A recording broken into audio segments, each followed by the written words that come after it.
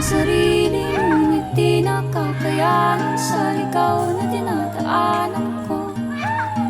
Saan na to patungo?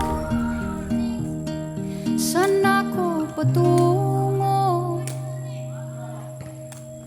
Dahan-dahan nating simulan muli ang paghakbang.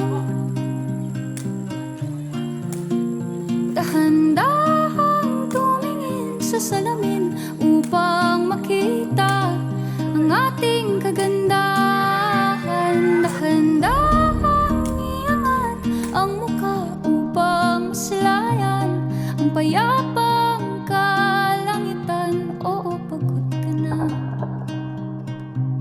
pero di ka nag-iisa, kaya't lumaban ka at sabihin, ako naman muna. Kada langhap sa hangin, pansin ko lagi na lang usok. Walang malinis, halos puro polusyon.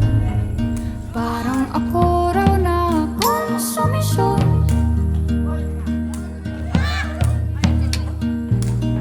Gulong-gulong ang isip, san ba lulugar kapag nagkamali?